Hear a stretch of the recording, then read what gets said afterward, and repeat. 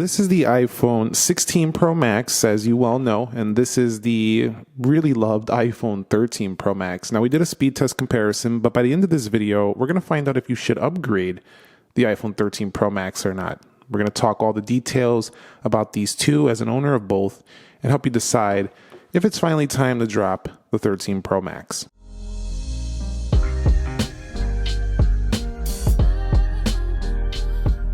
So what is up, guys? Nick here, helping you to master your technology. I want to start by talking about the prices. After checking my records, I actually paid the exact same price for the iPhone 16 Pro Max this year as I did in 2021 for the 13 Pro Max. I paid with taxes $1,322 for the unlocked variants. These are both 256 gig models. So all these years later, while you could say that they haven't really innovated insanely amounts like on the iPhone 16 Pro and changing the overall look of the phone, they definitely improved a lot of areas. And for the same money, if you skipped out 3 years ago on the 13 Pro Max and you just now are getting a 16 Pro Max, you would have paid the same price. So that's a good thing that the price didn't really increase since the 13 Pro Max. But for value, you're getting a lot more value for that price now than you did back then, because not only do you have a larger battery, you have more RAM, support for Apple Intelligence, better cameras across the board, and a larger display, all for the same money. They did drop the base model that the 13 Pro Max did have. So I'm talking about the 256 gigs here. There was a cheaper 128 gig for this phone at that time. So you could technically get this cheaper, but at least, you know, it's the same at the 256 gig price. So why you should upgrade in terms of the body and the build is because you not only got a larger screen now on the iPhone 16 Pro Max, so bigger, 6.9 versus 6.7. You're going to get yourself the dynamic island, which comes away from the notch and gives you some features within that similar obtrusion on display. I mean, if you want all screen, this is not the move. But you do have much thinner bezels, as you can see right there.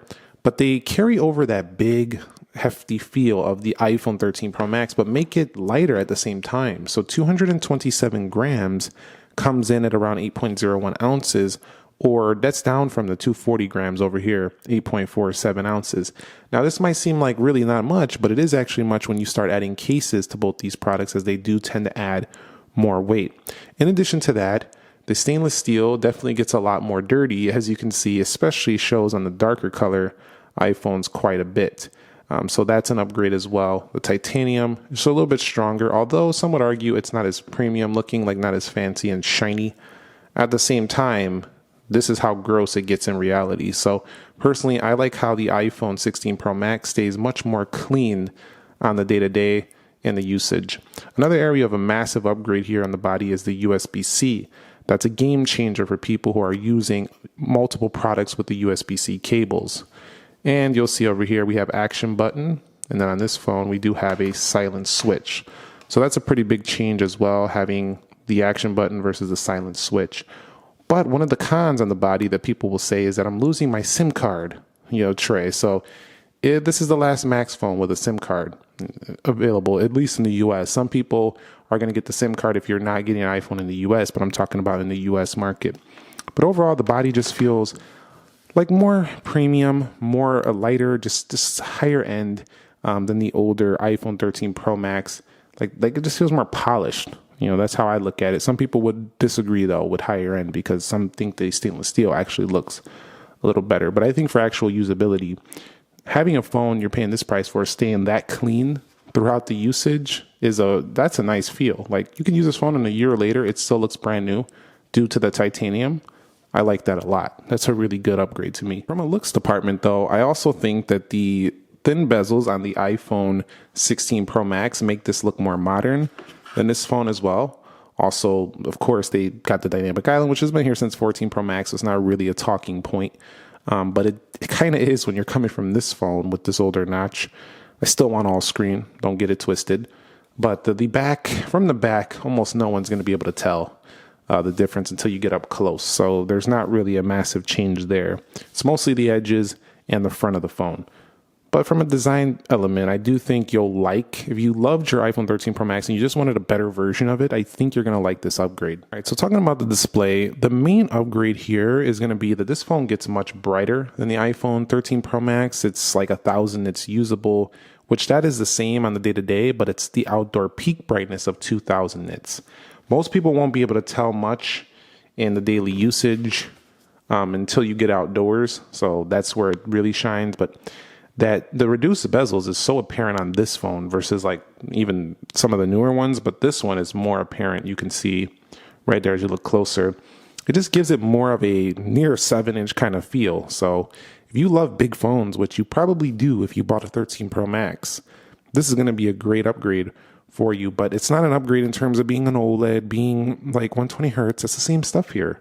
And the calibration is pretty similar as well. So I'm not seeing massive differences in the calibration of the color reproduction and stuff like that. So I would say don't expect a massive upgrade, but definitely a nice little bump to the display, getting you thinner bezels, getting you brighter outdoors. Not massive again because they're both OLED, but still I would say I'm happy with the upgrade from the 13 Pro Max to display here. Although, personally, I would like to still see like a 7.2 inch. I just want to see them go bigger, like a mega size screen. I'm probably just dreaming though at this point. And if you've been holding on for a long time, you're going to also notice that we now have the always on display. So this came with the 14 Pro Max, but it wasn't on the 13 Pro Max. So we finally have an always on display. I think some iOS users don't use that, but it's still an option for you. If there's certain times you want to turn it on, turn it off, or schedule it, it's there for you on the 16 Pro Max. So that is a bump in display as well. Now when it comes to software, we have iOS 18.0.1 on both. I might not have put this one on 18.1 yet, but that's what's available. You now have the ability to customize the icons, tint them out, make them different sizes, make them large.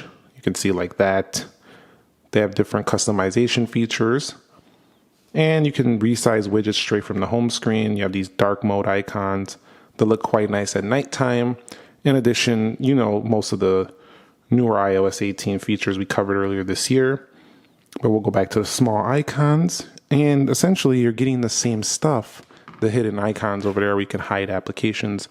You're essentially getting the same stuff here for the iPhone 13 Pro Max. So if we go over here, customize, tint icons there, automatic, dark, and lights. You can do large as well. The experience feels nearly exactly the same.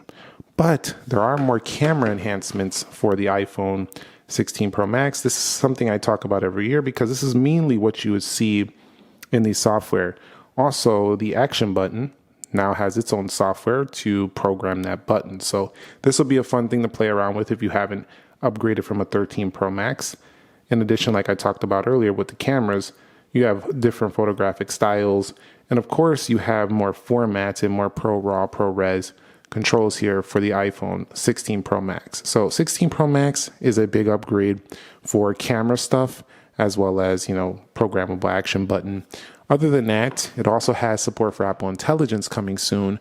This one over here is just not going to get it. So after that gets it, all the iPhones post or prior to the current 18.1 that's coming are going to feel like light versions of iOS because they don't have Apple Intelligence. They're literally going to feel like a light version of the software. Now, when it comes to performance, we actually did a speed test already, so I'll leave that link down below in the description.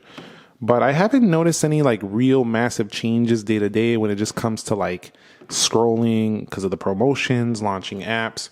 Where I did notice a difference because I was testing these prior to making the video was as I had more applications open, like a lot of them open, the iPhone 16 Pro Max tend to hold these apps a lot better in the background. As I started getting a lot open on the 13 Pro Max, the 6 gigs of RAM wasn't holding as many. It can hold a lot, don't get it wrong. It's better than 4 gigs. But I found it to crash an app once in a while if I had way too many. The 16 Pro Max can handle all of that, no issue. So it's a little bit better for the heavier use and performance is what I'm saying. I also think the benchmarks are way higher on the iPhone 16 Pro Max, which is good. Do you use it that much? That depends. But if you aren't, you probably won't care. But if you do want that extra boost, this is substantially faster than the iPhone 13 Pro Max, so it is an upgrade there as well. Also keep in mind, we have a 6-core GPU now on the iPhone 16 Pro Max, and we had a 5-core GPU on the right. Again, for some most casual iOS games, not going to be a massive difference, but as you start playing PUBG, Roblox, you start playing Minecraft, you start playing all these games, and it starts adding up. The performance starts to add up. You start playing open world games on here, Resident Evil, all the heavier stuff, COD Mobile, Warzone. You get the drift.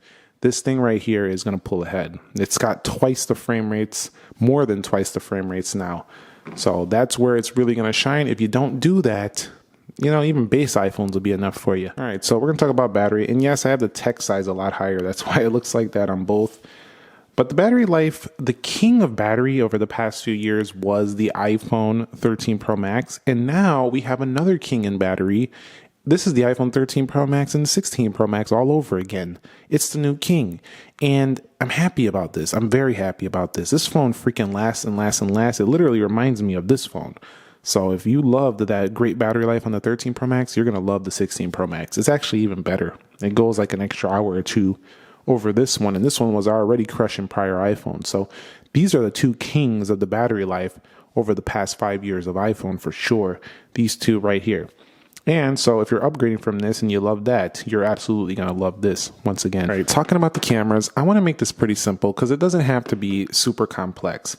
The iPhone 16 Pro Max is a winner for pros, and people are using RAW controls and things like that, and zoom, all that stuff. You have a lot going on. Other than that, great video like you're used to on iPhone. We do have 4K 120, and we do have spatial video support, and we retain that 12 megapixel camera we've been having from the past. Everything is gravy out here. It's really, really good. No issue whatsoever. You can also use that camera control button over here, which changes the experience. Some people say it shakes. Have a steady hand. I don't have any problems with shaking and stuff like that and causing bad photos. If you are being fast with it, you're going to mess up a photo pretty easily with that camera control button. But that can be a fun thing to play around with, but it kind of seems a little gimmicky right now for some people. Now, to make it simple, on the iPhone 13 Pro Max, you had really good triple 12 megapixels. I found these cameras to be in focus like super easy though. Like this was one of the best cameras ever on an iPhone for mainstream consumers even. I mean, the thing it's just so simple. You just point and you shoot, and everything was always in focus all the time. Even the macro mode. This is literally the easiest iPhone to take a picture with, I think, ever, and have like the best results. 13 series in general, all of them. They just focused perfectly. They had 4K 60. And to this day, I still feel like you're going to get better results just if you don't know what you're doing on a 13 Pro Max and maybe the 16 Pro Max.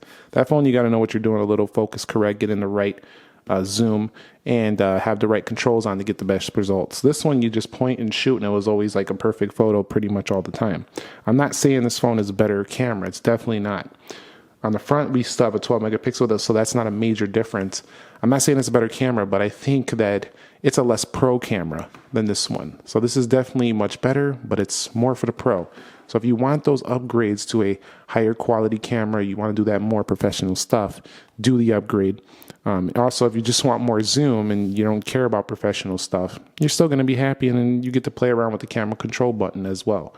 So it's an upgrade across the board there as well. I think you should do the upgrade for camera. When it comes to the audio performance, from the bottom speakers, we have a slightly louder. I measured like half a decibel. It was like nothing on the audio. So we're seeing about half, like it's really not much.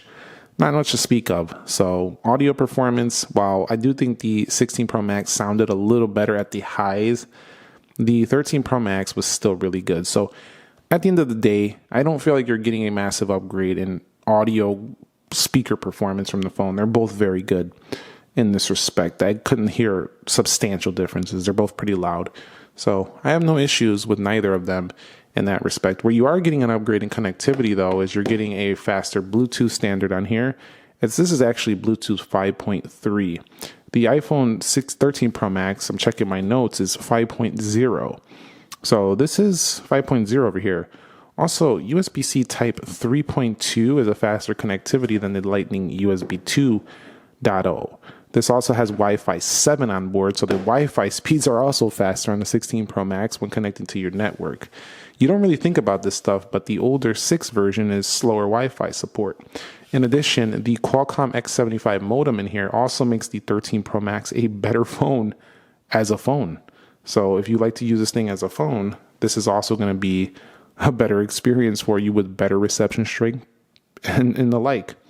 And one of the biggest changes and most important things is emergency SOS on here, messages via satellite. So this one doesn't have those things. This thing could save your life in certain situations, whereas this one can too, but if it doesn't connect to the network, it doesn't have that satellite support. This is game changing, especially if you live in areas that maybe get natural disasters or something of that sort and you just can't always get signal. This can be a game changer for you right here. So I would do the upgrade there as well. Okay, so Face ID is something that really hasn't changed on these phones for sure. That's a guarantee. And I also think that these phones don't have a core experience difference too much. They're still big phones, iOS. And I know it's easy to look at this video and be like, those are the same. The experiences are felt more as someone who's using it, uses this for a couple weeks, they start to add up.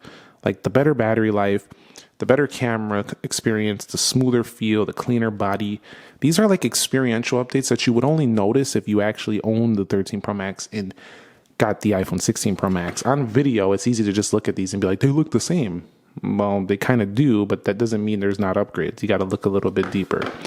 So to answer the question, should you upgrade the iPhone 13 Pro Max to the iPhone 16 Pro Max? I think if you're in need of a phone, your battery capacity is getting low, and you want to be on the most modern, software with the Apple Intelligence, this is an excellent upgrade this year. I always thought the 3 to 5 year upgrade cycles, you'll definitely feel it more. But if you have the 13 Pro Max and you're very satisfied and you're looking for radical changes, this is not the year. We're still looking pretty similar here. So if you're looking for that iPhone 10 like moment where, oh, this is so different, I don't think this is the year. You'll just feel like, man, this is a way better version of my 13 Pro Max. And that's how I would sum this up. That's how I feel about after using both of these. Thumbs up if you enjoyed it. Subscribe if you haven't already. Have any questions, comments, concerns still relating to these because you're still confused? Drop them in the comments. People will help you out. Subscribe if you haven't already. And I'll catch you on the next one. Nick here. Be sure to be well. And peace.